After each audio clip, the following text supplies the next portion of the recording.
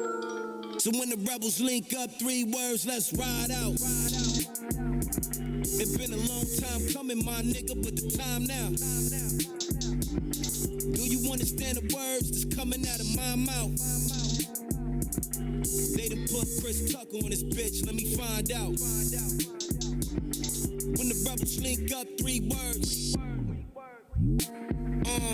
The type of nigga that ain't really with the games. As a young rebel wanted money and the fame. Now I realize all that shit don't really mean a thing. It's 2017, you still get whips and chains. Only difference is they come with rings and diamonds that bling. But third, do your thing, I ain't trying to intervene. Leave that to them niggas shooting hair on. What I'm saying is, y'all don't get the message. Young and I'm restless, so anything less than my vision not impressed with. Keep my circle small and symmetric. Not an in-crowd type of nigga that's some Ron Artest shit. Verse Detroit when he tested. Ben Wallace, been a pride niggas knowing I'm blessed with the gift. Fuck a minimum wage salary. Life is your reality, the hood is a mentality. Young youth need a reality check. Money bulging out their pockets till they mind is in debt. Cause beef what they said, they quick to put dough on your chest. So wear bulletproof, still them niggas trying to invest. That's business, one-on-one. It's something that you need to know.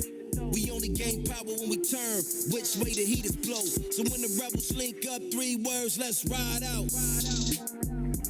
It's been a long time coming, my nigga, but the time now. Do you understand the words that's coming out of my mouth? They done put Chris Tucker on this bitch, let me find out. When the rebels link up, 3 words.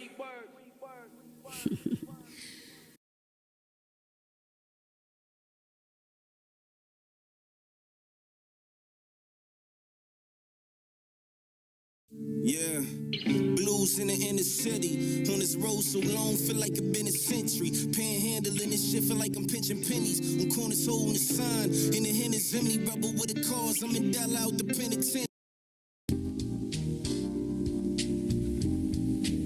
You're now tuned in to the sounds of Phase and the Third Eye Rap Musical Orchestra.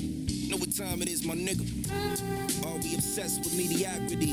Then why we live below standards of what a God should be? We buy designer clothes before owning property, just to flex on other people. Look what we got, but see, we live for others without living for ourselves. When the only thing that matters is generational wealth. To break the cycle, making sure it don't continue. We still drive through knowing that what's on the menu. It's killing us hard. We still think like my God is better than your God when there's only one God. Still waiting on a nigga named Jesus to save us when it's God within us till we know it would never wake up. We still believing in old tales like heaven or hell when ain't nobody came back from the dead to tell. But tell me what's truth, no one knows for sure. Got my individual truth and your truth for sure, for sure. Too many broke dreams and smoke screens to kill you. Too much TV and phone screens to kill you.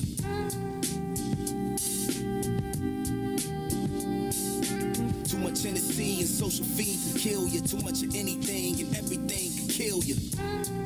We got life fucked up. Can you see your own power when the light fucked up?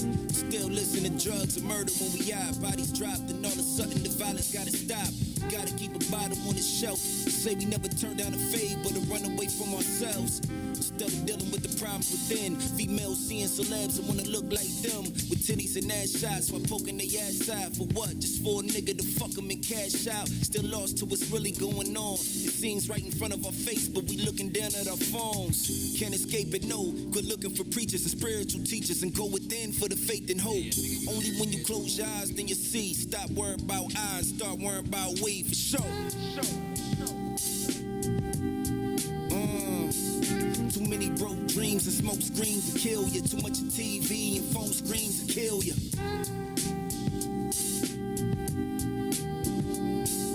Too much of McDonald's and Starbucks to kill you. Too much of anything and everything can kill you.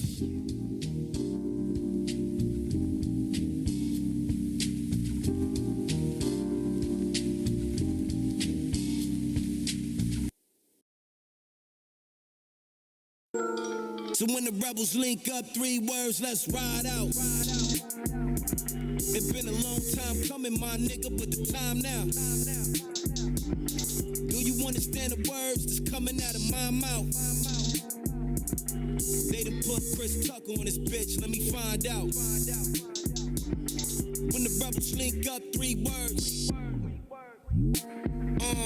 The type of nigga that ain't really with the games. As a young rebel, wanted money and the fame. Now I realize all this shit don't really mean a thing. It's 2017, you still get whips and chains. Only difference is they come with rings and diamonds that bling. But third, do your thing. I ain't trying to intervene. Leave that to them niggas shooting hair on. What I'm saying is, y'all get the message. Young and I'm restless, so anything less than my vision not impressed with. Keep my circle small and symmetric. Not an in-crowd type of nigga that's some Ron Artest shit. Verse Detroit when he tested. Ben Wallace, the been deprived niggas knowing I'm blessed with the gift. Fuck a minimum wage salary. Life is your reality, the hood is a mentality. Young youth need a reality check. Money bulging out their pockets till they mind is in debt. Cause beef what they said, they quick to put dough on your chest. So wear bulletproof, still them niggas trying to invest. That's business, one-on-one.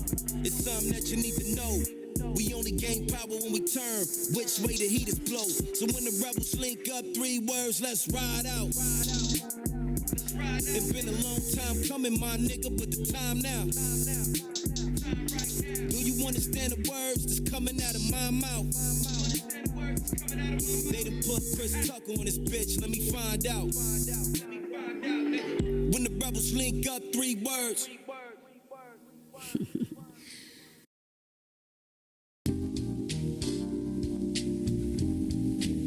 You're now tuned in to the sounds of Phase and the Third Eye Rap Musical Orchestra. Know what time it is, my nigga. Are we obsessed with mediocrity? Then why we live below standards of what a guy should be? We buy designer clothes before owning property, just to flex on other people. Look what we got, but see, we live for others without living for ourselves. When the only thing that matters is generational wealth. To break the cycle, making sure it don't continue. We still drive through, knowing that what's on the menu. It's killing us hard. We still think like my back God. again with another episode of One on One with Solo and Diamond. Hey, what's the deal? So, in today's episode, without wasting any time, man, we're going to be doing an NBA power ranking, top 30 teams, top 20 players, and top 10 duos. So, without any further ado, what are we getting into first, man? We're going to get into the NBA power ranking, and we're going to start it off with team number 30. And team number 30 is the Charlotte Hornets at the bottom of the barrel due to the fact they have young players who still have yet to blossom whatsoever. I mean, Miles Bridges had a good summer league. You lose Kemba Walker and place him with Terry Rozier, who's like a career 7-point per game scorer and shoots about 40% from the field. He's yet to blossom. He had a good playoff run year before last with the young Celtics. So, we're pretty low on the Hornets. Look for them to be getting a high draft pick this season. You weren't that serious with Kemba Walker. With a full-fledged all-star, right? Mm-hmm. Or I guess a borderline all-star. Yeah, someone who's just like good, like top 20 good. And so you like you said, you subtract that and you put in Terry Rozier. Don't expect anything great to happen as far as your team record goes. Maybe he might go for 20 or 25 I mean, anything can happen. But don't expect him to be the savior of the fucking Hornets or expect to win 30 games or expect anything to win. Like that. I mean, you guys might fuck around and get that worst record in NBA history again. So, for real. With that said, power ranking number 29 is going to the Oklahoma City Thunder. There you go. Who have no continuity, who are a brand new team outside of basically Steven Adams, Terrence Ferguson, and Patrick Patterson, who have Chris Paul, who doesn't want to be there and who's looking to get out of there if he didn't have $124 million on his contract. And you have Shai Gilgeous-Alexander, so maybe he takes an impressive second-year leap, you know what I'm saying? And you guys can move up a few spots, but right now, the Thunder are pretty much the second worst team in the NBA and the most blatantly taking team in the NBA. Yeah, so the only reason why we even believe that the Thunder should be ahead of the Cavs is I would think is because they do have all those assets. Mm-hmm. And even though that doesn't play into the season next year, it just looks better. It just looks better. So everything that the Hornets are about to play, I'd rather have Shai than Terry Rozier as my starting point guard. Oh yeah, definitely. So, and not to mention you got tradable pieces. I mean, Chris Paul is probably the only untradeable piece on that team. All because of a contract. And now you have Adams you could move for first. Dennis maybe for first. Exactly. You got Gallinari maybe you move for first. So I like what the Thunder can do with this team.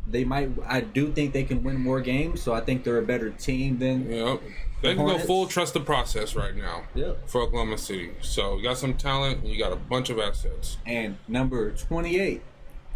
My Cleveland Cavaliers. I love Darius Garland. I love Kevin Porter Jr. I love the white guy, Dylan Windler. I don't want to say his name wrong. Windler's he has shooter. a real clip. He has a real clip on him. But they're so young. Colin Sexton, I think, is still figuring out his combo guardness of what he needs to be. Darius Garland is also not much of a distributor.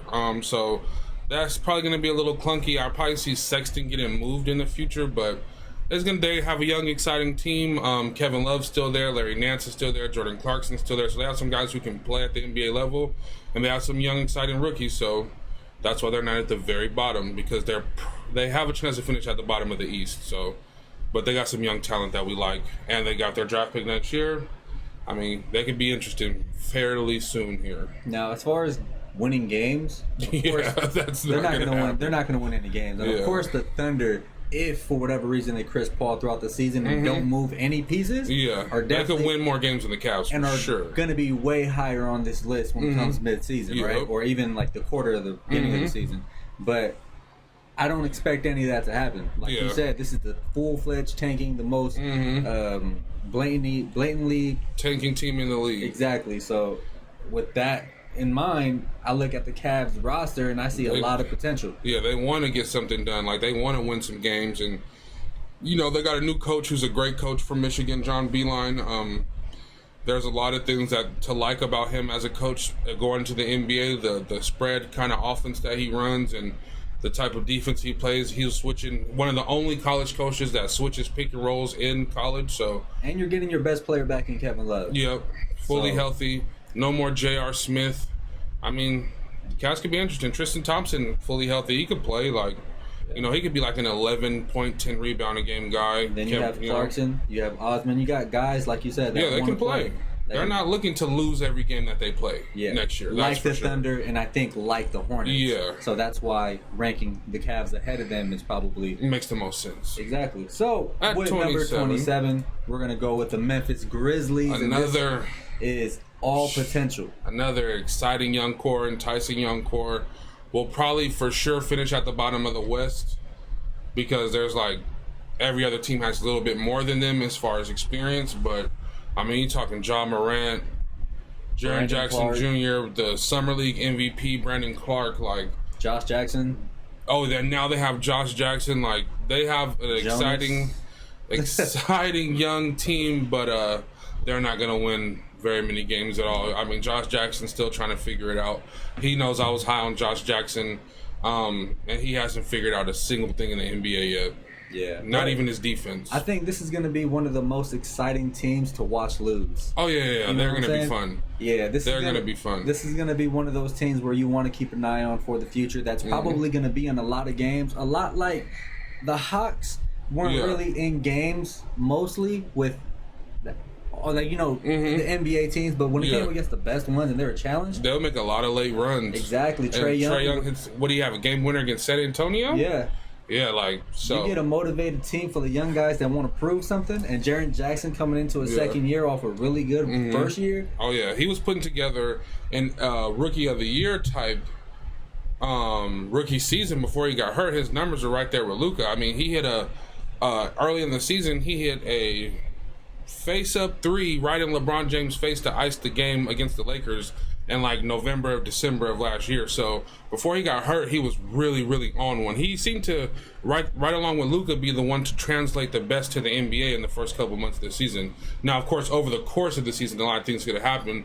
He ended up having a very terrible injury, but I mean, if he comes back full tilt, I mean, he might be like one of the best young players in the Western Conference. Like, don't sleep on Jaren Jackson Jr. at all. You probably have two of the best young players in the Exactly. Western Conference and a really good, solid third player. Yeah, Brandon Clark's that role player, energy guy who's going to do everything you want him to do. Yeah, and if you could turn Josh Jackson into a Bruce Bowen with Yeah, like athleticism, make him play a role instead of trying to figure out if he's going to be a star or not. that's a scary thing for the Grizzlies. And I love that's a it. Team I'm going to look forward to this upcoming season. Yeah, it's going to be fun to watch.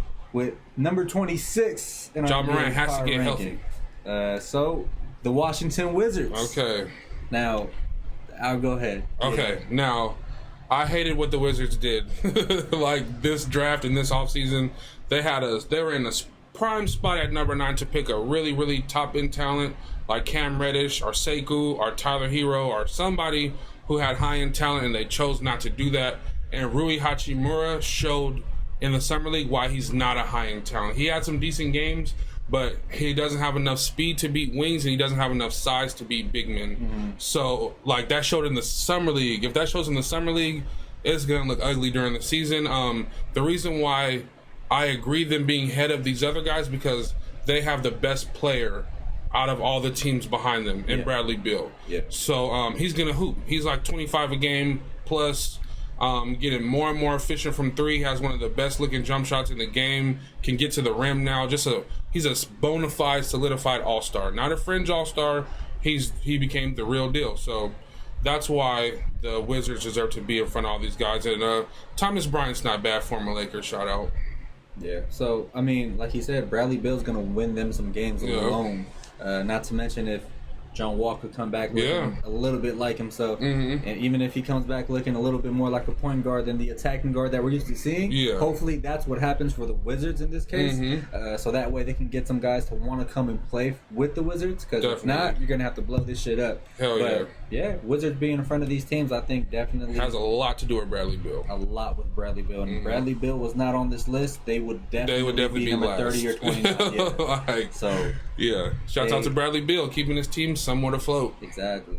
So for number 25, we have the New York Knicks. Okay, now. Yeah, go ahead. The Knicks now have a collection of guys who can actually play. Exactly. So, like, I know some people would think that the Knicks should be lower, but Julius Randle's 2010, and it's probably going to elevate to 24 and 11, 24 and 12. Like, he's really ready to take that next step. Mm-hmm. And you brought it to my attention, I think, in our text messages a few months ago. He's like 34% from 3 now. Yeah. You know what I'm saying? Like, for that attacking big man, Julius Randle, to shoot 34% from 3, when we seen him coming up, you know, he could barely shoot at all. So that's just someone who just is continuously improving, is hungry to be as good as he possibly can be, and the Knicks should be happy that they locked him up for those 3 years that they got him for at $20 million. And he's not going to have to worry about playing defense or playing the 5. Yeah. You got Mitchell Robinson behind him that can do that. Who's a great shot blocker. No slouch. Which is good to put next to Julius. As a Laker, we're always like, Julius needs to play next to a shot blocker. He was the 5. You know what I'm saying? So I think that's a good look. Dennis Smith Jr., who everybody in the world has forgotten about. Let's see what he brings to the table in his 3rd year. And then you just got a flurry of NBA players. Alonzo Trier is like, you know, a poor man's or just a young man's Lou Williams right now, where he can just come off the bench and give you 20. He proved that in his rookie season. So you got to look forward to what he can do in the second season. And he's dirt cheap. Yep. You know what I'm saying? So he's somebody who's could give you 20 any given night, and he's making like less than $1 million a year. So he's a 2nd round pick. So, I mean, I like what the Knicks have. I know a lot of people are down on them because they didn't do the Zion, Kyrie, KD dream, but I think they recovered pretty nicely. They might have went too heavy with the power forwards because now they have Julius, Taj Gibson, and the Morris twin that came from Boston. And Bobby Portis. So that's a lot of power forwards. I don't know how they're going to, you know what I'm saying, do that. I don't know what Fizdale has up his sleeve. Fizdale is used to playing 2 big men from his system in Memphis, so we'll see. But Mitchell Robinson needs to be starting at the 5, and Julius needs to be starting at the 4. Which I don't think it's probably going to happen. I know. I think they're going to be Bobby Portis and Julius Randle. Julius Randle. That's not good. Look so ugly, man. That's not good. But that's the Knicks for you, 25. Yeah. I'd rather have, like, as far as to, you know, justify the ranking, I'd rather have the collection of assets that the Knicks have that are movable pieces. Yeah, all friendly contracts, all short contracts. Than to have the one superstar in Bradley Beal and hope that John Wall could catapult me into the playoffs. Because Julius Randle's for sure an all-star next year. In the East? Possibly, yeah. His 20 and 10 last year would have got him in if he was in the East last year. Yeah, I mean, but this is the first time we're really going to see him be the man. A featured option, yeah. Not with no Jrue Holiday that can get the buckets. Not with no AD. Not with, you know. I'm looking forward to it. Yeah. I'm looking forward to it. We'll see what happens. So number 24 is going to be the Atlanta Hawks. Ascending team. They're going to be higher on this list later on in the season. I definitely believe so. They're going to give a lot of teams a run for their money. Trae Young, I think, is going to take off. Become a superstar next year? Yeah, he could, I think maybe an all-star next year. I mean, he could be 23, 24, 25 a game next year because he's already at 19 as a rookie with no size, with not being an athlete, and his jump shot came around at the end of the season. So if his jump shot's there for him all year, remember there was a point in the season around November, December where he was shooting like 28% from three, shooting those far deep ass threes, and then he got it together to give himself a respectable percentage. So I mean, if he's going to be efficient and hit like 38% of those threes, and he takes them from half court and all that, I mean, Trae Young is going to really elevate that team along with Kevin Warder, who I really, really like. Yep. And then, I mean, you got John Collins that's ready to become one of those fringe-type all-stars who's averaging 18 a game, who could possibly make the leap like Julius did last year, right, for the Pelicans. And then you got real NBA players, shooters, guys that can play the either side of the ball. Kevin Huerter, whatever his name is. How you say his last name? Huerter. Kevin Huerter. Then you round him out with DeAndre Hunter. You round him out. You got like potential Cam Reddish right here. And then you got an NBA vet. I mean, for some reason, Evan Turner seems to find minutes, so he must always do something right everywhere he goes. DeAndre Hunter ready to play, ready to defend at an NBA level from day one. Exactly. You got a shooter in Allen Crabbe. Yep. Man, you got a lot of interesting pieces in Atlanta. The one piece that I really don't like that's going to, I think, hold a few people back, it's going to be Jabari Parker. Yeah. He might stagnate what they have, especially if they try to start him or something. Just because he's that guy. Did we mention John Collins? Yep, I mentioned John Collins. Okay, because John he could make the leap like Julius Randle did. Yeah, John Collins is really good. So if Jabari Parker doesn't fuck things up and finds the way to kind of just fit seamlessly with those guys and try not to be the star, just play behind John Collins and Trae Young, try to average 13 to 15 rather than 18 to 20. For Jabari Parker, I think that's a really big deal. Yeah, and play within your game. Don't try to be the stretch big they want you to be if you're not comfortable doing it, because I don't believe he's a great three-point shooter. I know, and he probably he was supposed to be a star. Yeah. You know what I'm saying? So that's just really hard. He never really got his chance. Imagine getting that, like, how you get treated as an old star at 20 years old. Man, he was supposed to be the face of the franchise over Giannis. Yeah. Like, when they picked him, it was like Jabari, Giannis. I mean, back then. That's crazy. And then when Giannis started coming into his own, Jabari wasn't a scrub. Yeah, he wasn't. He was averaging 19 a game before he got hurt. Yep. So that's just tough, man. Now they're acting like him. he can't play. It does kind of suck. But don't fuck it up for the Hawks, Jabari. So at number 20, he should have been in Washington, to be honest, but he should have stayed. Definitely, way more opportunity. Number 23. Chicago Bulls. Gang of young talent. How do you feel about Zach LaVine? Last year he was a beast. He was absolutely a monster, and he got more efficient. Close to 24 games. Yeah, and he got way more efficient with his game, with his field goal percentage and his 3-point percentage. Like, it seems like he's just ready to explode again and get himself to another level. I mean, Lauri Markkanen was hurt for a good portion of last season, and he's probably their best young player. So when you get him healthy for a whole year, Wendell Carter Jr., who's just a rim-protecting monster and who can shoot the three. I mean, I think Otto Porter Jr. holds them back just a tiny bit. Oh, really? Yeah, I think they could use something better on the wing, more of a playmaking wing, because they don't have that playmaking guard. So if they have... You don't think LaVine is that? No, I think he's a scoring guard. I think he's looking for his shot first. I think like they were trying to get Lonzo. Remember they were trying to get that would have. They got Kobe White. He's not really a playmaker. Like, that was the thing about this draft class, is that there were more scorers than playmakers at the point guard position. You know what I'm saying? So it's just Kobe White's probably going to be good for like 3, 4, maybe 5 assists. Yeah. You know what I'm saying? Zach LaVine's good for like 4 or 5 assists. Same what Chris Dunn was doing last year, but a better scorer, but a better shot scorer, maker. Yeah, better shot maker for sure. Yeah. So I think that stagnates them a little bit. The fact that they have Otto Porter there instead of like I don't know. Yeah, it's hard to just say. Brandon Ingram, who averaged 4 assists a game a year ago. I can't have you put Brandon Ingram on the Bulls.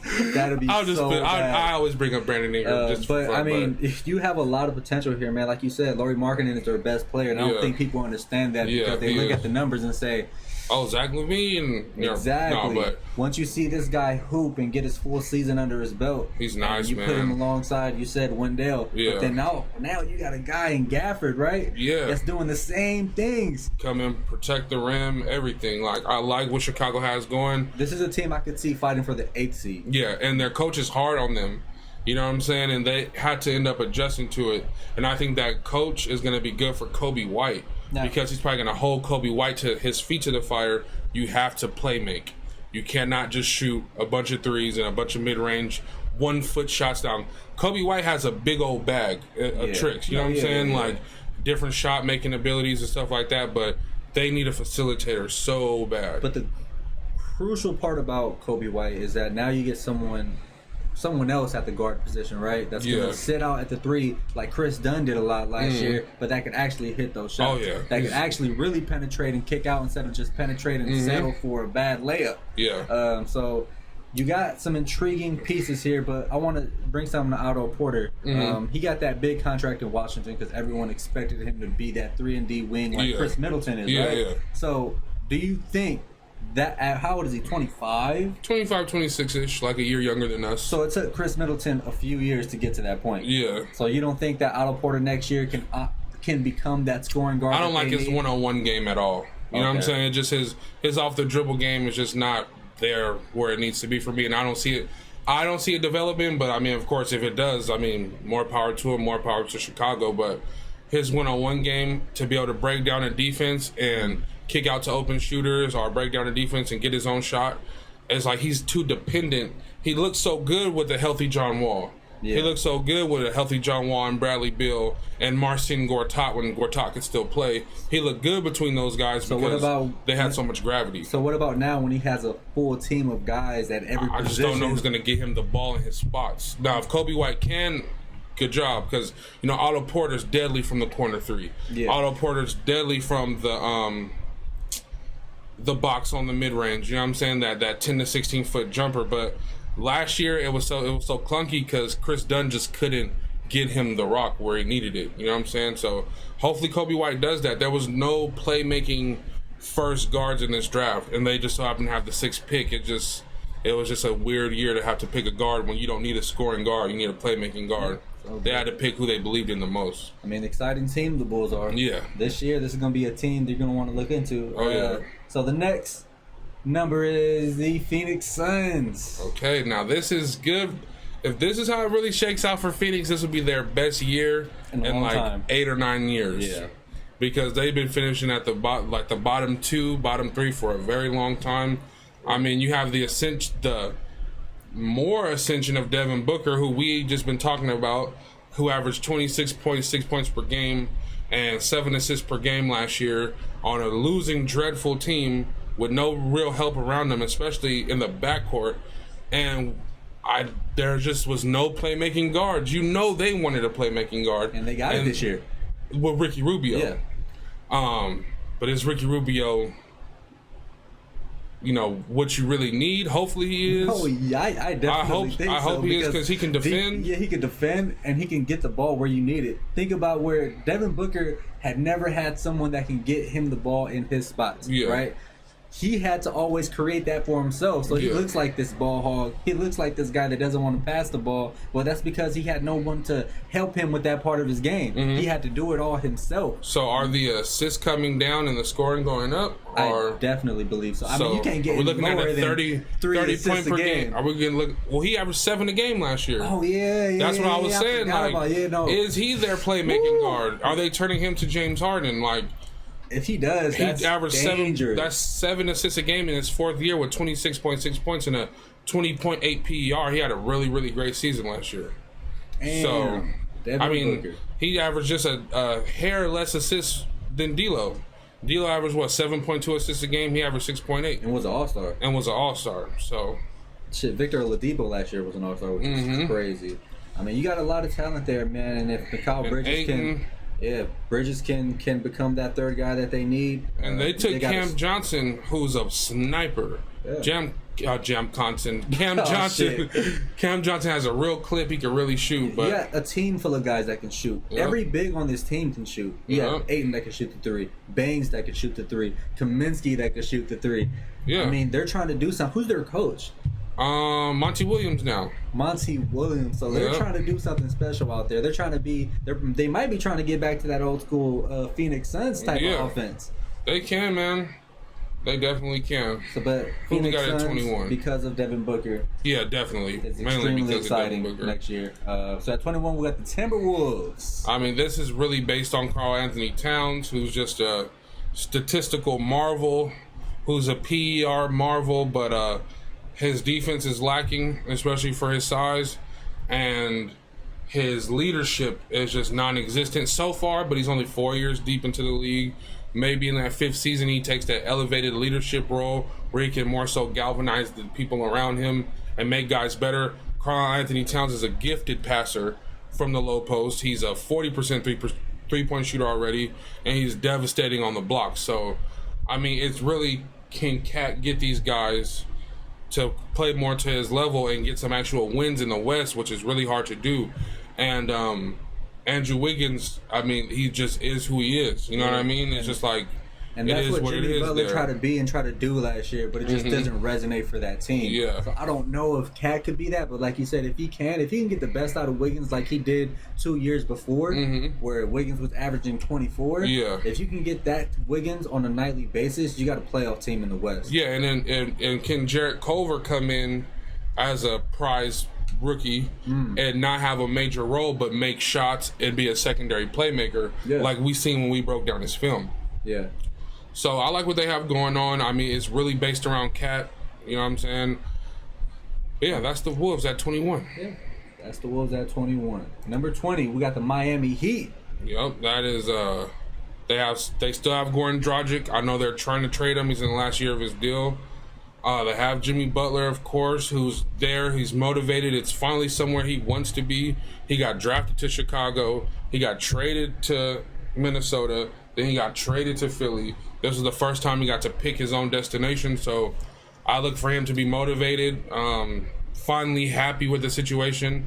And Bam Adebayo is no joke down low, especially on the defensive end and as far as rim running and finishing lobs. He's one of the most athletic freaks in the NBA. So hopefully playing with somebody like Jimmy could help elevate his game, and I'm sure that's why they push Whiteside out the door so easily to elevate Bam.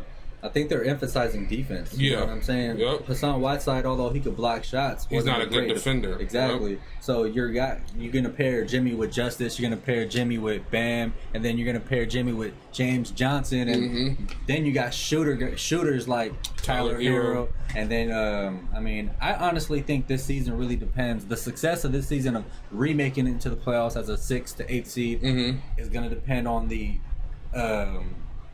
value or what Dragic or Waiters can do for them. Yeah, yep. You know what I'm saying? Because they really don't have a starting shooting guard on this team yet.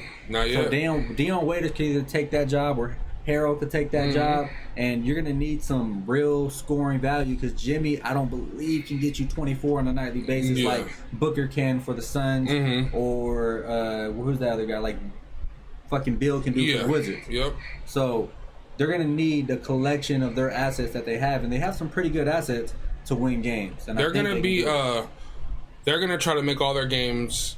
It's going to be like a throwback where they're like, who's going to be the first to 95? Yeah. If we could get 95 points and hold our opponent under 95 points, we're good. Yep. So that's the Heat at 20, possible playoff team. Probably one of the first real possible playoff teams we have on the list so far because the West is so crazy. Yeah. And that's not that's the thing Yeah. too. We're not. If you see a lot of East teams, I'm just saying it's not because they're not good. It's just that the West is just out so of its mind. stacked. The West is absolutely nuts. So at 19, we have the Detroit Pistons. I like the Pistons. I really do like the Pistons. I like that Blake Griffin kind of had like a rebirth, like a resurgence in his career. Like the Blake Griffin Detroit Pistons rebrand has been impeccable. He's became more of a triple-double threat. I believe he's over 5 assists a game. He's over 8 rebounds a game. He's over 22, 23 points a game. He's not the same fly through the air athlete anymore, but he's still plenty athletic. His handle has gotten ridiculous, and his 3-point shot has gotten reliable. And you look at Andre Drummond, I don't like their guards at all in Detroit. I can't even think of a guard in Detroit that I like. Luke Kennard can shoot, but he can't do anything else. Reggie Jackson, and then the addition of Derrick Rose. I mean, Derrick Rose, I guess, you know what I'm saying? But I really like Blake Griffin handling the ball. I think he's getting his old man game down. Remember we talked about people transitioning into their old man game? Well, Blake's old man game is a point forward, not an attacking four-man like he used to be in L.A. So I like it, man. I like Detroit. I really do. And one of my favorite rookies who might not play a lot in his first year, but they got Sekou Doumbouya, whatever, however you say his name. I'm going to be watching Detroit because I think they could be like a 6th seed. Yeah, I think if everything breaks right. And I didn't even mention Andre Drummond at all. Yeah, but I think this team, like last year, I think this team went as far as Blake could take them. Mm-hmm. I think it's going to be the exact same thing. This team can only go as far as Blake can take them. Blake's been very healthy in Detroit. Yeah, they can't. And what's the sad part about it is that it's not even really his fault. Yeah. The situations that he's been in. Mm-hmm. Blake Griffin has always been a talent, right? Yep. But you don't really ever have the guard play that he needs. You know what I mean? Like Chris Paul was amazing, right? Yeah, but Chris Paul made DeAndre Jordan better than he made Blake Griffin. Yeah, exactly. You know what I'm saying? Exactly. So it's tricky, and hopefully he gets something more from Derrick Rose than what he got from Reggie Jackson last year. Yeah, Reggie. I don't believe you can. I'm not a Reggie Jackson fan. Yeah, and I don't believe you can ask a lot from Luke Kennard other than spot just up shoot. in 3. Yeah. I mean, and other than that, who else? They failed on Stanley Johnson and moved him for nothing. Bring in Markieff Morris, who's another 4 guy. Yeah. That's not going to really help. It's going to come down to Blake. It's the Blake show in Detroit this year for sure.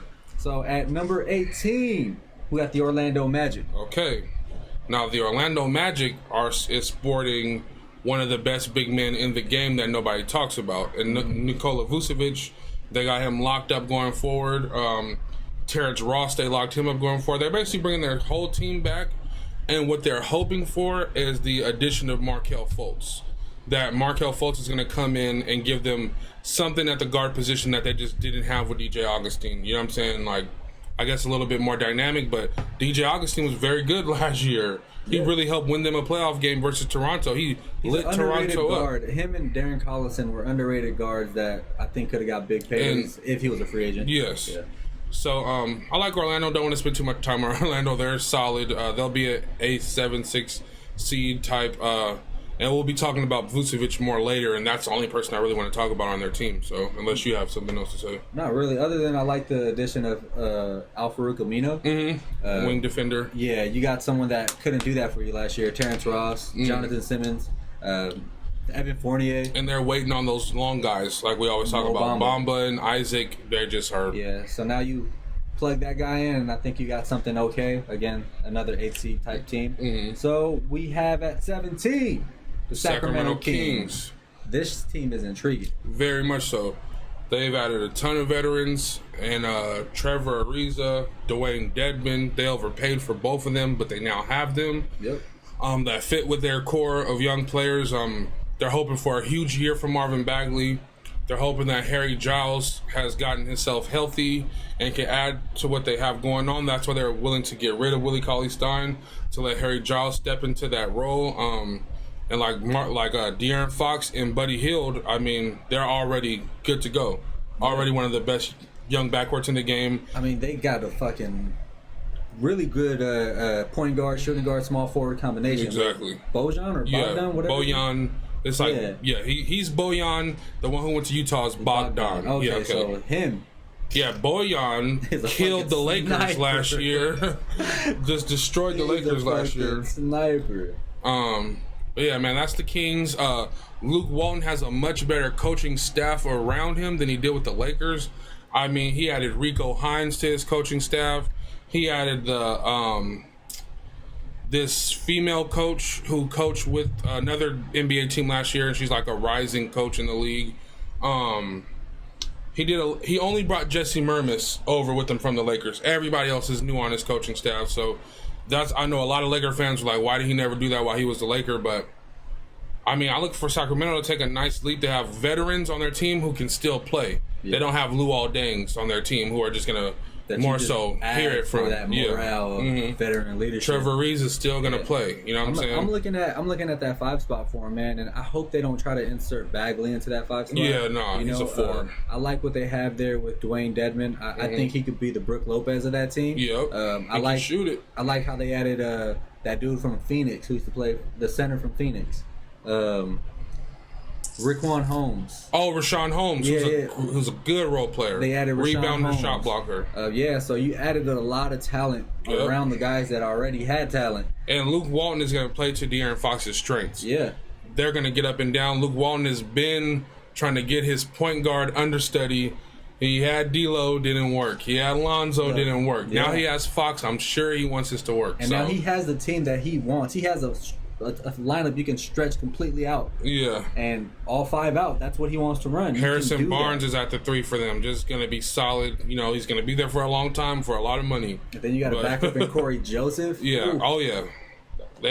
Shouts out to the Kings. They're going to be interesting. Yeah, the Kings are going to be The West is wild, man. Steven Snow, welcome to the live, bro. Hey, what's the deal? Let us know what you think. I don't think Thunder will be that low. They have good pieces still. Yeah, we talked about that. Like, as far as if Chris Paul balls out with them, if maybe him and Shea could have some kind of double point guard dynamic, because Shea's definitely long and big enough to guard 2s. They have, and if they keep Steven Adams, that's a good role man. Yeah. This is just our going into the training camp, going into the season power rankings. These are fluid. This is a fluid list. We'll update them monthly, mostly. So we just have them down there because we know that the Thunder want to tank as an organization. They want to tank. We know, there's a real possibility by the time January comes around, Steven Adams, Chris Paul. Well, Chris Paul might be the only Thunder on that team that's worth having. You know what I'm saying? So Adams, Dennis, who are some other guys? Gallinari, you mentioned. Oh, Adams. 1 year left on his deal. Adams, Dennis, and Gallinari will be guys that might not be on the team come January, February. And that's going to make them horrible. Their building block is Shea right now, and I know they want more building blocks than that. As good as Shea is, I know they are looking to strike heavy in the next few drafts. So, down to number 16. Number 16. The Pelicans. Pellies. Some people will say, why would you have the Pelicans over the Kings? Why would you have them over the Magic? Why would you even have them at 16? Exactly. Why aren't they at 29? Let me tell you folks something, man. Lonzo and Jrue Holiday in the backcourt is just...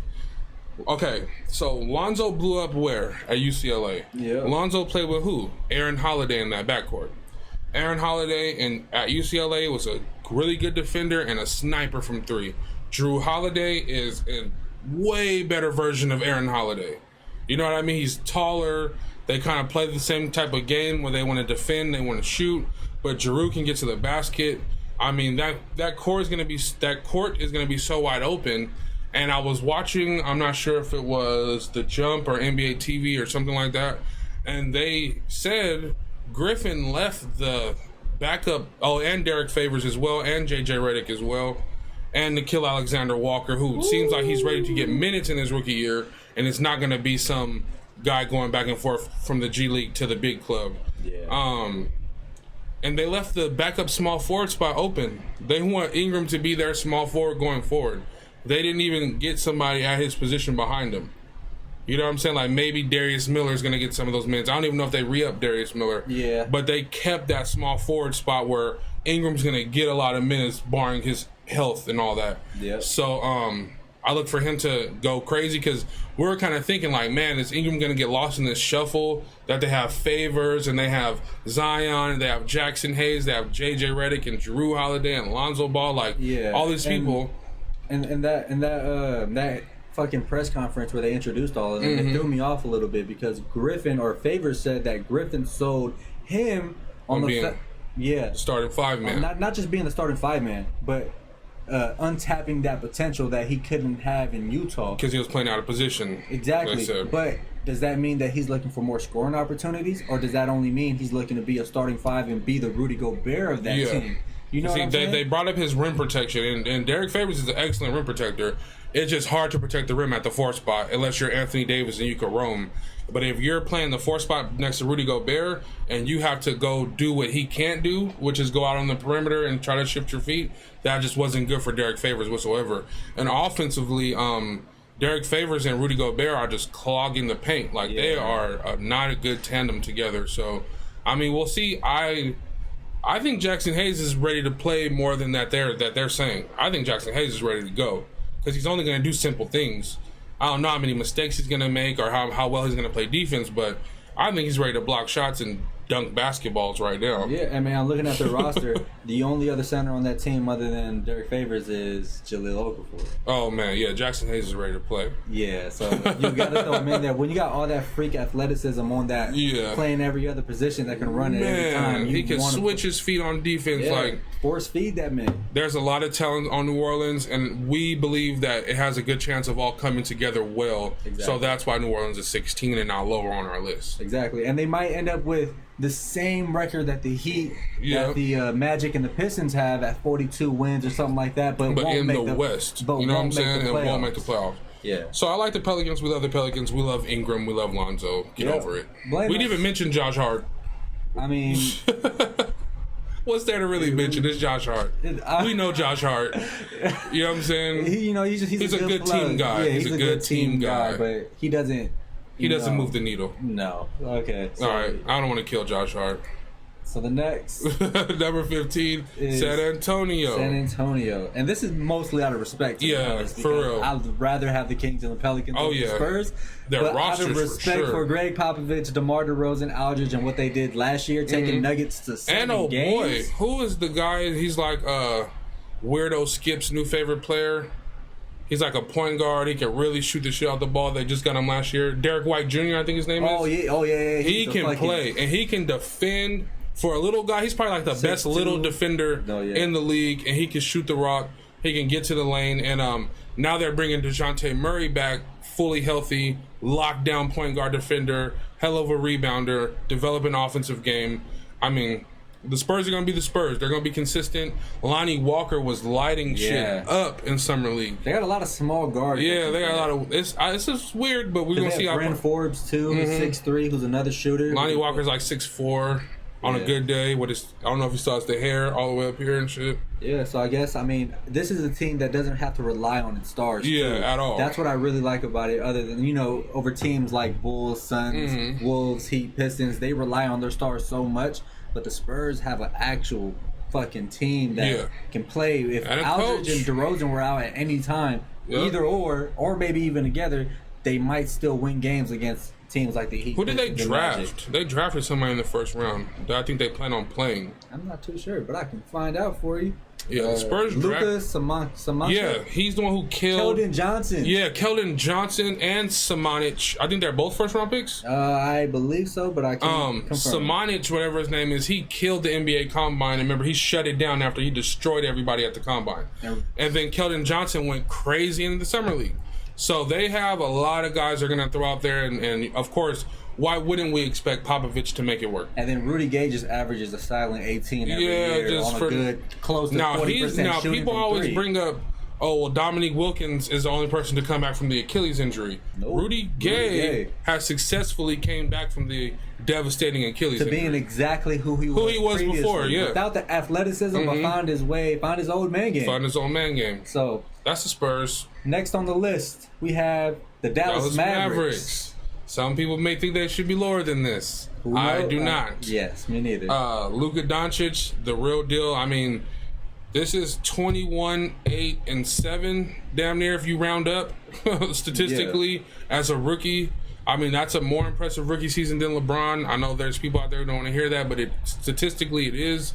I mean, he had one of the most impressive rookie seasons of all time. He's an incredible shot maker. He's a distributor. You can play him with another point guard, or you can play him with other scorers. It doesn't matter. And we're also banking on a healthy Kristaps Porzingis, who just read up with them, signed a long-term deal. I mean, should be healthy. You I need mean, at least 60 games from KP. Yeah. Load management. If you learned anything from anything last year, load management. load management. But they added a lot of veteran guys that can play. Seth Curry, DeLon Wright. I'm drawing blanks, but they added guys that can play. But that's the Mavs. Don't want to spend too much time on them because I think we'll be talking about one of their players in our next list. Damn, they got a fucking deep ass team. Yeah, they do. Mavs had a bench. Yeah, Mavs got a bench, man. Tim Hardaway, a lot of. He said Mavs guys. have a bad bench. Oh, Mavs have a bad bench. And I can't think of their bench right now off the top of my head, so I'm not going to sit here in front. Like, I just depends know on who they play on their bench because I don't see Tim Hardaway starting to be. I honest. like Jalen Brunson. Do they still have him? No, I don't believe so. They traded him? Oh no, he's still there. Yeah, he's he's- another guard though. They have JJ, Seth, Trey, Devin Harris, Courtney Lee, and DeLon I like Wright. Maxi Kleber. Maxi Kleber's cool. They're Dwight Powell. Dwight Powell is a really good big man, athletic rim runner, shot blocker guy. But we'll see. think they're It's really solid. going to come down to their big two. And it's the Nets. The Knicks are the next team. Yeah. So Kyrie, DeAndre Jordan, Karis LeVert, Joe Harris, The same Nets team Jared Allen as last year. Just minus D'Lo, add Kyrie, and add DeAndre Jordan. Like, they're gonna be deep. They still got the 2 Euros, Rodinets, Karuks, and Dazan Musa. Both They add developing Torian guys. Prince. Add Torian Prince. I mean, the Nets are gonna be a factor, Yeah. and they could honestly move up if Kyrie's just, that's Kyrie the first time he got to pick his own destination. And he hasn't had a breakout MVP season like other guys have had. He so still needs to get past that 25, 5, and 4 threshold. Like, Yeah. can he expand on that? I got the Nets as the 5th seed in the East. Going into it, that's pretty much where we have them too. Yeah. But they have a smooth chance to elevate because they still have Spencer Dinwiddie, who we didn't mention, who's coming off of like an injury-plagued kind of season, but can still play. And Karis LeVert, who's coming off of an injury that people thought he was going to be playing again until next season. He ended up coming back. So, and Jared Allen, like, I don't know what they're going to do with the Jared Allen, DeAndre Jordan thing, but they're going to have 48 minutes of high-quality play from their 5 spot. Yep. So, that's the Nets. That's the Nets. So the Raptors. You want to take the lead on this? I mean, you got a championship team. A Yeah. team that knows now what it takes to actually get it done. I think you got a Kyle Lowry, more experienced Kyle Lowry, more experienced Pascal, right? Don't expect Kyle Lowry to out of a sudden just not fold under pressure and be this new reformed Kyle Lowry. But if you can get what you got from him last year, as far as just being the guy that gets everyone involved, and you let Pascal to be that superstar that you need, that Kawhi Leonard left that hole for, I think you still got a dangerous team in the East that could finish in that 4th to 5th range, maybe 3rd. And if they get hot and streaky, I mean, that team is still fucking deep. Yeah, and I look for Van Vliet to play a bigger role. I don't know if they're going to start the 2 small guards together, but I look for him to play starters minutes this season after all the big shots he hit last year in the playoffs. I mean, I don't even know if they win that finals without Van Vliet. All the shots he made. Yeah. They relied so much on the others that they have to be ready. You still have Marc Gasol, who's locked in and I'm sure wants to win games. Kyle Lowry, locked in, still wants to win games. Both on 1-year deals, so both could be movable if their season's not going well by the trade deadline. But their biggest X factor is OG Anunoby, who got held out pretty much all the playoffs last year. It was an athletic beast, defender, jumps out the gym. We'll see what he has going forward, but that's the Raptors. Experienced team that's already cut their teeth in the playoffs. So, the Boston Celtics coming in at number 11. Kemba's going to be better in the locker room than Kyrie was. I think Kemba will let the young guys shine better than Kyrie did. Their 2 wings, I mean, their whole team is always going to come down to Jalen and Jason. Yeah. Like, that's what is going to be, that's what their team is going to boil down into. Like, how good are they going to be? What type of leaps are they going to make? If they both only go to like 17 points a game, or like, let's say Tatum gets to 18 and Jalen stays around 15, that's not a big of enough a leap to help Kemba Walker. You know what I'm saying? That might have been a big enough leap to help Kyrie because Kyrie has the takeover gene. Kemba can take games over, but he's miniature in size. So it's hard for him to take the pounding, especially of playoff games. I don't even know when the last time he's played a playoff game. It's been a few years. Yeah, so I mean that's the Celtics. They have no front court. Enes Kanter, not your defensive guy in the front court. He can get rebounds on the offensive end and defensive end, but he's just a traffic cone on defense. You're just gonna go right by him. All the big men are gonna go right by him. Yeah, if you're the Celtics and you're relying on Kemba Walker and Gordon Hayward to win you games, you know, like you did last year with Kyrie and Gordon Hayward, you're not going to win many more games you're not going to have a better season than what you had this year.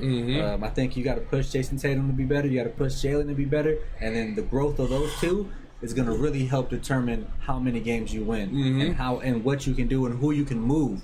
Because right now we're at that point where if Jaylen Brown doesn't get any better and he stays at that 14 or 15 range, where's the potential? He has to get paid next summer. Yeah, and if you're Jason Tatum, and if you still go to, like, let's just say you make a jump to 16 a game or 17 a game, I mean, people around the league love him so much, and his potential is they feel his potential is so great. And if he only averages 16 a game next year, you can still get a lot for him in the offseason next year. You know what I'm saying? Because he just is so beloved around the league. Yeah, so, I mean, I don't know if that's a product of Jason Tatum and Jaylen Brown not being able to put that work in and get better, or is that the product of the Celtics not being able to maximize their young talent? And we were told that Brad Stevens was the next Popovich, and he was this and he was that. I mean, he couldn't handle a superstar, that's for sure. He couldn't galvanize a whole roster to play for each other, that's for sure. Yeah. All of his hard-nosed vets had to leave because I don't think he knows how to communicate with them well enough. Yeah. You know, that's why the Morris twins gone. That's why Horford's gone. That's why Kyrie's gone. You have to know how to talk to those guys and get those guys to buy into the team system. So that's the Celtics. They're good, but they're not great. Indiana Pacers. Ooh, I know a lot of people are like, why would the Pacers be over the Celtics? And Malcolm Brogdon. Okay, so Kemba Walker is a star player, right? He's someone that people know. Malcolm Brogdon is just a guy that people don't really know, but is so efficient and doesn't waste possessions on the court. And he wasn't healthy during the playoffs last year, but when he got a little bit healthy, he was like 70-something%, and the Bucks just looked like a different team when he's out there. Like, he was more impactful than Chris Middleton and Eric Bledsoe. All three of those guys got paid this summer. But Malcolm Brogdon, just a phenomenal defensive player. And if Oladipo's back, I mean, Brogdon and Oladipo together now, most people think they need a playmaking guard, but I think Oladipo makes enough plays, and I think Brogdon makes plenty of plays. Like, it'll be very hard to score on them. Yeah, it's going to be extremely hard. It'll be very hard to score on them, and then they have like a big man rotation of just Miles Turner, Sabonis, and Batadze. All three guys can shoot it. All three guys can block shots. All three guys can rebound. Like. And they got it going on. You lose a lot from not being able to bring back Bogdanovich, but you're able to gain a TJ Warren. Yeah. That's not the shooter. Shoots at 34% from three, I believe. But he's a scorer. The guy is a bucket. A scorer. If it wasn't, so I mean, and then you add Jeremy Lamb. Yeah, Jeremy Lamb. Also isn't the greatest shooter, but a scorer. Exactly. And then you have, I know they're banking on the ascension of Aaron Holiday. Yeah. You know, they took him in the first round, I think, at 21 last year. So I know the Lakers were hoping he would fall last year, but he did not. And I think for us, we're mostly banking on the fact that this team is just so fluid together. Yeah. And now you add... And Nate McMillan's a hell of a coach, man. Exactly. So that being that, and that being what the Celtics was, what we talked about, is the reason why we have the Pacers over the Celtics. And Oladipo tore his ACL. He did not tear his Achilles or something that's going to be impossible to recover from. He just needed time. He's had plenty of time now. He'll be ready to go. And I think it's time to show the Pacers some love, man. Yeah, they were what, the 3rd seed or 4th seed last year with no star? With no star, no Oladipo, and was making some runs. So yeah, I think this is just a credit to the work that Nate McMillan and Brogdon has done. is very good, people. Understand, Brogdon's a player. Don't sleep on the Pacers. Yep. Brogdon be most improved. Being the second option. Yeah, if he's good, man. He's good. Definitely believe 50, 40, 90 club. Nobody talks about him. So at number 9 is the Houston Rockets. Ooh. People are going to want them to be higher than this. definitely going to want them to be higher than this. But the reason why they're not Starting off the season again. Yeah, this is to games start the played. season. No, This is a projection of the whole season into the playoffs, into the finals. How far can you go? What can you do? Mm-hmm. So, go ahead. For coming into the season, I mean, does this roster feel like their window's passed? Does Clint Capella feel like I was shopped around all summer? You know what I'm saying? After I just read up here, does Eric Gordon feel like I was shopped around all summer? You know what I'm saying? Like, you guys would have traded me in a heartbeat for Jimmy Butler or something like that. Yeah, and not to mention, too, it's like, what side were they on? Exactly. Were they on Chris Paul's side? Did they like playing with Chris Paul more because he wanted to get the team involved and move and play defense and create that D'Antoni system that they used for Phoenix while Harden was on the floor, off the floor? Yep. Or do they want to be ball watchers and play Watch one-on-one ISO dribble ball? 27 now times. You got Russell Westbrook that's going to do the exact same thing, but not make as many shots as Harden is. For real. It's going to be a tough thing to watch if it doesn't work. Exactly. If you thought watching Harden and Carmelo on the same team was bad, all I'm saying is I'm not trying to say I don't Russell think Westbrook it's going to work. We don't think it's going to work either, Steven. I don't think Westbrook is a scrub. I'm not going to say that. He's still going to get his triple-double, and he's still going to get his 28 points possibly. Yeah. But efficiently, he's on the downside. His free throw shooting has fallen off. His morale. 3-point shooting has dipped terribly. But Westbrook's not the same guy in those first 6 to 7 years in OKC. No. You know what I'm saying? He's just not that guy no more. But we'll see how it works. It's two talented players playing with each other. Sometimes that meshes well, sometimes it doesn't. I mean, it's going to be a playoff run. Yeah. It's just about how far you think I don't think they're go. getting past the first round. I mean, I don't think they're getting past the second round. Yeah. I think they'll win their first round matchup, possibly. Yeah. Not guaranteed. But I don't think they're going to be in no conference final conversation or anything like that. And so, number 8, the Portland Trailblazers. Who were in the conference finals last year, who got bigger with Whiteside. They lost Mo Harkless. I don't know. All of a sudden, Mo Harkless got traded to the Clippers, and everybody thinks he's good now. Yeah. Like, that was a missing piece. Exactly. But, so they got Kent Bazemore. They lost Aminu. Did you say that? Yeah, they lost Aminu. They got Kent Bazemore, right? They swapped Kent Bazemore and Crabbe. Drafted Nasir Little. Okay, who I like, who didn't have a good run in college, who's an athletic freak. And then brought in Hezonja and Hassan Whiteside. No. Like, it's the Blazers. It's their backcourt. It's their backcourt. Exactly. Every year they get better, right? Yep. And then even on the years where they have, like, let's just say they got blown out by the Pelicans, they're always a top 3, top 4 team. Yeah, they are. You cannot write off CJ McCollum and Damian Lillard at any point, and they've proved that already. And this is why I think we have them higher than a lot of other people probably would. It's because people keep writing them off, and they continue to prove them wrong otherwise. So, and what's interesting about the Blazers, right? Every year, Hood was playing good for them. They did re-sign Hood, Rodney Hood. So that's a good look. Shout out to Stephen Snow. But every year, I think for the past 3 or 4 years, Vegas has given the Blazers a projection, and every year they exceeded it for like 3, 4, 5 wins. You know what I'm saying? So we'll see if they do the same thing this year. And I'm waiting for that same thing like Kyrie Irving, right? Or Damian Lillard. Yeah, to have a explosive season. I'm waiting for that one MVP season, and I think this is the year for him to have. Yeah, he's getting kind of up there. Because I mean, the league is so wide open. If you don't do it now and make your mark, it might not come. Happen. And now we know what Damian Lillard is. Yeah. So definitely. Next, that shot he hit against OKC ended their whole franchise. It's good to be known for something. Yeah, for real. You know, if you're not going to win a ring, you know it's good to be known. I ended OKC. Yeah. So the next team is the Golden State Warriors. D'Lo out in the Bay, man. I'm very excited for this. Honestly, if he wasn't going to come to the Lakers, which obviously he didn't, I love seeing him in the Bay because I love seeing him in a system that has made players better. Like, Golden State is greater than the sum of its parts.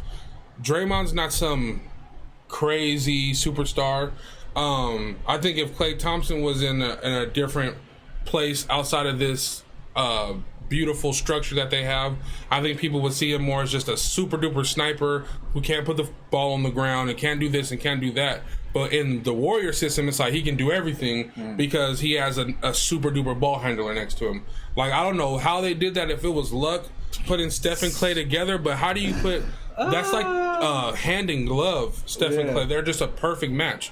They made each other look better. Now that's Steph one of those is things like Kobe and Shaq. Yeah. If they would have broke up, you wonder what they could have done. Exactly. You know what I'm saying? So I think D'Lo, being that he got 21-7 last year, made the All-Star team, whether it was a replacement or not, he made the All-Star team. Going back out west, going back into the Pacific Division, going to play against his old team 4 times a year, going to play against his old coach 4 times a year. He's going to have a chance to really shut people up. Now, people still dismiss him after that season last year. You know what I'm saying? Oh, he's a fringe all-star. He's this, he that. He doesn't play defense. Volume shooter. A volume shooter. The thing is, though, the Warriors do not run the pick and roll. They do not run a lot of high ball screens and all that. They run brush screens for shooters. Now, D'Lo is a pick and roll master. Yeah, exactly. You know what I'm saying? So, is Steve Kerr going to give him some of his own stuff? Or is he going to have to learn how to come off the screens? And they no longer got the guys that can set those screens. Yeah, exactly. They let Damian Jones go, who hasn't blossomed yet, but he's a big athletic body, for Amari Spellman, who's pretty athletic, but came into the summer leagues very out of shape. So, I mean, it's showcase time for D'Lo. Yeah, it is. It's his time. Like, you're gonna have space. You're gonna have the superstar you want, that respected you need. People around you. Everybody's gonna be running to Steph. You know what I'm saying? Like, Draymond's gonna be facilitating for D'Lo. Yeah.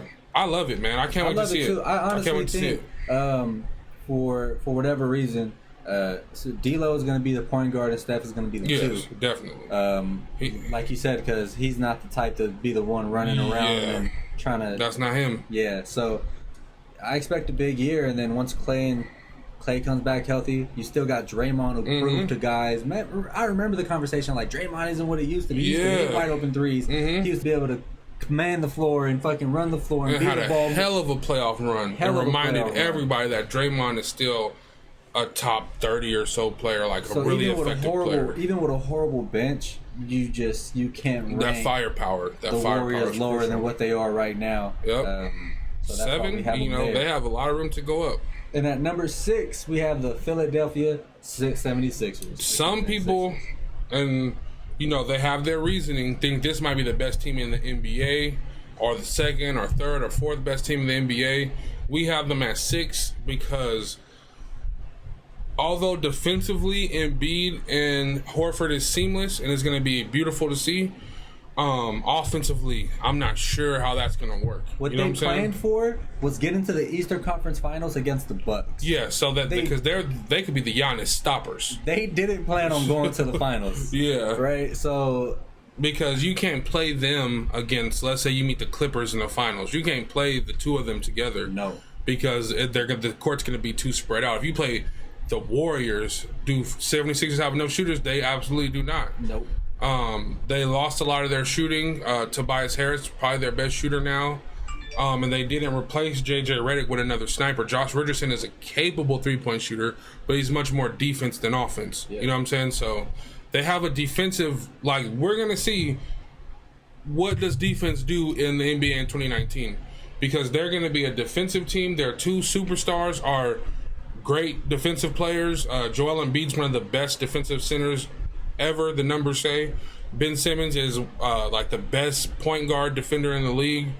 So they're going to be a defensive powerhouse. But do they have enough offense? Does Horford want low post touches when those touches all need to go to Embiid in the post? Yeah. Does Embiid still want to shoot way too many threes and only shoot 24% from 3? And how well does Horford play along a great big man? You've never seen it before. Yeah, never. He's always played center. He's always played alongside guys that can stretch the floor. That are smaller than him. Yeah, exactly. That he's the guy that's commanding that post game. Yep. I mean, I honestly don't see it working. I think it hurts Horford.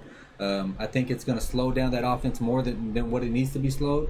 And hopefully for them, Tobias Harris can be the guy he was for the Clippers.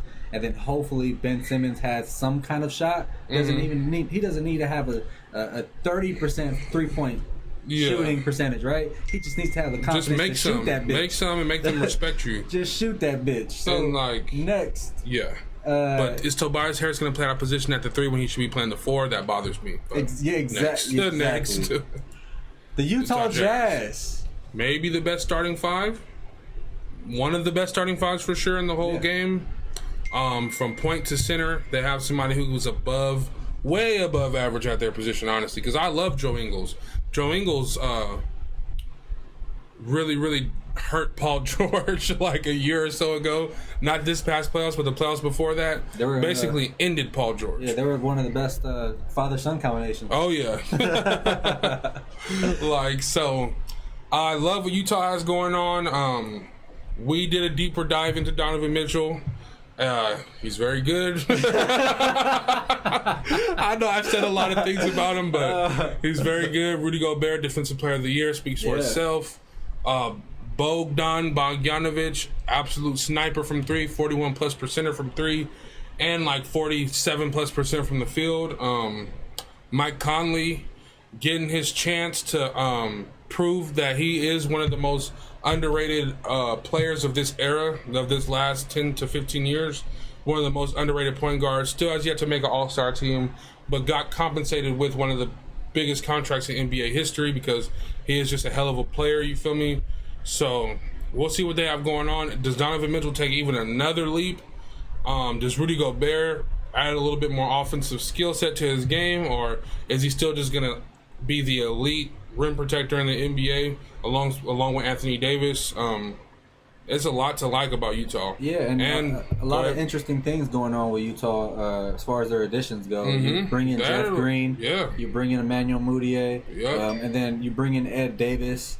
And the one thing, and I think it's always the guy that's in the topic of what if, is Dante Exum. Oh, yeah. Man, that 2014 draft, that shit has issues. So if Dante Exum if he can still take a little bit of a leap forward, you got a dangerous Utah Jazz team. Even though you don't need Dante Exum to be dangerous, all I'm saying is the intangibles are there for Dante Exum, and if he could help them, it helps them. So at number 4, getting interesting, the Milwaukee Bucks. Oh my God, the 60-win team from last year. Don't be mad, Steven Snow. The 60-win team from last year, returning MVP, only getting better and more into his prime, but they lost. I think is probably the true second best player. Exactly. They lost Malcolm Brogdon, who is the second best player on that team. They lost Nikola Mirotic, who gives them a lot more versatility and floor spacing, and they added Wesley Matthews, but they needed another front court floor spacer instead of a shooting guard. You know what I'm saying? I guess you put Wes Matthews in between Bledsoe and Middleton, and then put Giannis at the 4 and Brook at the 5. I guess that works, but Giannis is going to play whatever position on any given possession. So, and I'm hoping on a full healthy season from the Sixers and from the Bucks, because I want to see what Giannis does to counteract the fact that the Philadelphia 76ers have loaded up to stop him. Exactly. We've seen what he couldn't do against the Raptors. Yeah. It was, although he had a pretty successful playoff run, it's gonna be it's gonna be finals or bust. You either get to the finals and compete for a championship, you're the MVP, or you lose again on the Eastern Conference Finals because you don't have a particular part of the game that could make you a better player. Yeah, and Budenholzer's a hell of a coach, man. So it's not like he has a coaching excuse. It's not like he really has a supporting cast excuse. Like, however you feel about Middleton, he made the All-Star team. He got a max contract. Like, however you feel about Bledsoe, they re-up Bledsoe. You know what I'm saying? So, however you feel about Brook Lopez, they gave him, 4 years and $50? And Brook Lopez has been playing on the cheap for the last 2 years. And they gave him a nice-sized contract. So, they got to like what they have going forward. I know they hope they get an unexpected boost from, Dante DiVincenzo, from the white guy with hops from Villanova. And that's the boost that you need from Giannis. Yeah, you're going to need somebody off that bench. DJ Wilson's another young guy they drafted. probably not ready to play yet still. So, yeah, we'll see. I just think if it was different where he could actually create for himself, he could create a shot for himself. He drives for himself. That's it. He needs to tighten up his handle a lot. Yeah, I mean, he's not a shot creator. Yeah. And that's the one thing that they're truly missing there. And they had him in Malcolm Brogdon. Yep. Let him go. Yeah, I don't think you got any better. So, Milwaukee Bucks at number 4, just because I don't think they got better, and they're really going to be hinging on drum roll at number Giannis. 3. Boom! Oh my At God! number 3. Although they're the best team in the league, Although they're the best team ever, we felt like continuity. the Lakers and the Bucks could be interchangeable, Yeah. and that the Lakers, I think, For the Lakers, we have a team full of guys who have yet to play together. yeah, Like, I mean, when you talk about the top 7 players on the Lakers, only like LeBron and Kuz and AD and Boogie have played together in a separate situation. Like, it's going to be a whole new thing going into the season. They're going to have to find their continuity. Frank Vogel's going to have to put his plan together. I mean, their training camp is so important. Like, nobody's training camp is more important to them than the Lakers, because you have to put a full new team together. Like, I know people have said, like, okay, well, the Rockets have a new dynamic duo, but they have the same core of team. The Clippers have a new dynamic duo, but they have the same core of team. You know what I'm saying? Like, the Jazz have 2 new additions, but they have the same. They have 3 of their 5 starters returning. The Lakers have 2 of their 5 starters returning next year. Yeah. You know what I'm saying? And I don't know if JaVale's going to start or not, so I don't count him. So, the Lakers don't have very much continuity whatsoever. They have a brand new coaching staff. These other teams just don't have that going. Like, so it's just it's up in the air. Just because we love the Lakers, we can't just put them at number 1. Although they are. Yeah, although they will be the last team standing. Yeah, although we will win that ring. Yeah. But we're just going to be fair. We don't want to be too biased. Yeah, so we're going to give number 2 to the worst team in the NBA. Exactly. The damn toenail Clippers. But they deserve it. They made the biggest. They heated up the summer. You know, Earthquake Kawhi came through and like did his thing or whatever you want to call it. But they still have Lou Williams. Yeah. They still have Patrick Beverly. They still have Montrezl Harrell. They still have Montrezl Harrell, and they still have Landry Shamet, he has an absolute clip. And you think Paul George, his ability to shoot the ball without having the ball makes it a seamless fit between him and Kawhi. Yeah. So, like, but I don't think... question of play. Who do we have the question of playmaking? I forgot. They are the questionable playmaking team. There was a team previously to this. Bulls. No, it was just like not so long ago. It was just I don't know. I don't remember. But the Clippers do not have that. Yeah, and they don't have no playmaking guards. I don't even know if they're even returning somebody who averaged 5 assists a game last year. To be honest, we're supposed to be like explaining why they're number 2. Fuck them. And we're bashing them. We gave them number 2 so we can bash them the whole time. Nah, but man, you have Kawhi, you have Paul George. Nah, I don't like their front court. You know what I'm saying? Like Anthony Davis is probably gonna have like 40 and 15s against them routinely next year, honestly, because you got those Zubac on AD. That's not gonna work. You're gonna throw that rookie Dikembe Mutombo's nephew on AD. He really is Mutombo's nephew, by the way. I'm not just clowning on him because he's African. Yeah, they don't have nothing for Anthony Davis. You're not putting Kawhi on Anthony Davis.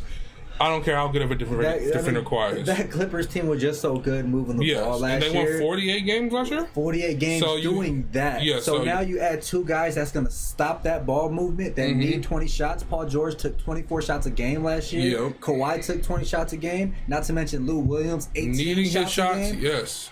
That's going to be tough. And if Lou Williams isn't a scorer or primary scorer, what is he? No, I know exactly. You know what I'm saying? Is he the Lakers' Lou Williams, that just get in the way, and you don't want that. You don't want that at all. You know what I'm saying? I You think guys the are wrong. Clippers How are we great. wrong? And we put your team above ours. Yeah, so You want us to really do this? Because they could be 7, nigga. We can switch them up if you really want to do this. We'll put the Warriors up there, and we'll put you guys back there. We try to show you guys some love because you guys were a good team last year, and you guys added 2 great players without minusing so much. You know what I'm saying? They're gonna make a deep second round run. Yeah, they're gonna be one of the greatest second round teams of all time. Or when the Pelicans beat them in the first round. It all depends on who's gonna be. Did Denver get better? Okay, obviously we're going to get into that. We're giving the Denver Nuggets the top spot. They have an MVP candidate in Nikola Jokic. They have a sniper in the backcourt, and they have so much depth it's ridiculous. Yeah. Like they're the only team really that has 10 guys who can really play. Exactly. Nobody thinks about Malik Beasley. Malik Beasley's nice, bro. Like Malik Beasley can play. Oh my, you always leave early. Come on, man. That was good stuff about the Clippers, the toenail Clippers. Nobody thinks about all the players that Denver could bring out at you, and they finished first in the West last year with the Warriors still being the Warriors. And what the crazy part, because when you ask did they get better, it's like how didn't they? Yeah, they kept the same team and that potential and that growth of the same coaching staff and guys that are used to playing with each other. I mean, that's one of the most dangerous teams next year, and they got the experience needed to make another leap. I think as far as the Western Conference Finals, I think anybody like the Clippers or the Lakers or whoever that's coming out the West can honestly struggle. Yeah, with them, with all those bodies they're throwing out at you, man. Like, and then not to mention, you don't know what Michael Porter is. You're not going to see Bol, but I mean, you got guy. That's the 11th guy, Michael Porter. Like it's a scary situation for the Nuggets. I think if the Nuggets, if it all clicks right, the Nuggets could possibly be fucking champions. Exactly, like Will Barton. Nobody even talks about Will Barton. Will Barton could give you 30 any given night.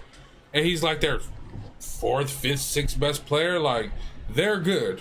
Yeah. The Denver Nuggets right now going into the season have to be the top team in the NBA because we know what we're getting from them. Their coaching staff is more than solid. Their best player is ascending. Nikola Jokic is not old. He was drafted in 2014. He was almost undrafted. He was like the last pick in 2014. And if you got to give the best team last year in the NBA the benefit of the doubt that they can do more and do better this year without changing that team at all. Yep. So I like the Nuggets. Jokic getting better, and they're still very deep. It's not like a Philly situation where, you know, maybe you feel like Philly has like a really good starting 5 now, but they lost a lot of depth on their bench, and they lost a lot of shooting. They didn't lose anything in Denver. You know what I'm saying? Stephen Snow, who would you have had number 1? Yeah. I would ask T, but I think I know who T would put number 1. But they're up there, though. You know what I'm saying? I think we put together great power rankings, to be honest. I think for it being our first one ever. Yes. And we put a lot of thought into this. Yeah. Yes. And we broke every team down. You said the Clippers, too. Okay, now the Clippers, they have the firepower plus the continuity plus the coaching. So they're 2. Like, they're not 7. They're not 8 or 9 or 10. They're 2. Yeah. Like, we didn't give any of the new teams with new stars and all that, we didn't put them high for the reason of continuity. Yeah. You know what I'm saying? That's the reason why it's the going into the season power rankings. Like, you know what I'm saying? You got to think about it. Does Kawhi Leonard do as great as he does with a Raptors team that's already played together, that's been through those battles without him? Do they win if he doesn't have that continuity of that team, if that roster is more broken up? One thing I also want to bring up, I know we just killed the Clippers, but look at what happened to Boston. Boston had that ragtag bunch of no superstars. Yeah. Got their superstars back. Continuity. And it killed them. Yeah. All the guys that were the underdogs, they didn't feel like they feel like they got mistreated. I mean, Patrick Beverley might not get much shine or many shots going into this year. I really look at the Lou Williams dynamic a lot. You know what I'm saying? And who's their center? Stephen Snow, you said they don't have a good power forward. They don't have a good power forward or center, as far as I'm concerned. And Harrell was great off the bench with Lou Williams. But he's small. And they're going to continue to do that, to take him off the bench. And if you're going to play in the Western Conference playoffs, right, and you got to go up against Jokic, you got to go you're going to put Harrell on Jokic and AD and all these KP, guys and Gobert. Steven Adams. Like, that's... Come on now. It's tough. Like he just said, Porzingis. Porzingis 7'3". Oh, like Montrezl Harrell 6'8". Like, that's going to be tough. And the Clippers got a great team. That's why they're number 2. Yeah, exactly. They have an all-time great wings. Superstars. Yeah. But that's the thing. We have to see how it works. Same superstar. We have to see how it works. This could very well be Clippers 1 during the season, Nuggets 2, Lakers 5. You know what I mean? You know the Jazz could be number 1. Yeah, the Jazz could very well be number 1. But I think this is a solid list, and I don't... I love it. Yeah. I think... it's a debatable list. Yeah, it's debatable, you guys. I think every list is debatable. Every list is always debatable, but we really did try to do this as unbiased as we possibly could. Yeah. And we put a lot of thought into it. We looked up fucking offensive ratings, and he was looking up defensive ratings, and we looked up everything to go and project towards this next season. So we hope you guys enjoyed this list. We're at like damn near an hour and 30 minutes. I don't know if you want to save the other ones. We might have to save the NBA duos and the top 20 players in the NBA. 20 players now in the that's NBA about to get crazy. You guys thought this was crazy? Like when we do the top 20 NBA players, it was hard to do. It was hard, especially knowing that you can't put Clay in because he's not going to come back till February. KD can't be in there. Like so, we appreciated Steven Snow. We really appreciate it. Our top 20 players is coming next. Hopefully, we can get it done. Sometime in the next week or something. And our top 10 duos going into the season. Now, T told me that, my big bro T told me, the Clipper guy, Clipper Daryl's little brother, he told me that the duos are going to be hard to do because we haven't seen a lot of them play together yet. Yeah. So, but we're going to try to explain it as best as we can. In your top 5 come on. Yes. Kawhi. I mean, spoiler alert, they're at the very top. Or are they? Or are they? Aren't they? Or are we Skip Bayless in this whole list? And we're going to call them number 2 and Prince James. Oh, man. Hey, man, but this has been real. This has been dope, bro. We put a lot of effort into this, so I have to pat us on the back because we try to come with the real deal power rankings and not just some random smushed together list. You know what I'm saying? So... shouts out to 101 with Solo and Diamond. Yeah, and shout out to y'all, man. Thanks for watching this whole hour and 25 minutes. It seemed like we had a consistent 3 viewers the whole time. So that's not a lot, but it's dope. That's dope. Because you guys people watched. are listening and watching, and we always value your input. So if there's ever anything, you could always follow us on Twitter. Talk to us. And let us know what you want to hear, what you want to see. The next episode is going to be power rankings of the best duos and the top 20 players. Yes, sir. So, thank you guys for tuning in, man. We'll see you guys on the next episode of 101 with Solo and Diamond. Yes, sir. What's the deal? Kobe and Shaquille. Let's do that again. All right, we're out. We're out this bitch. We're out of here.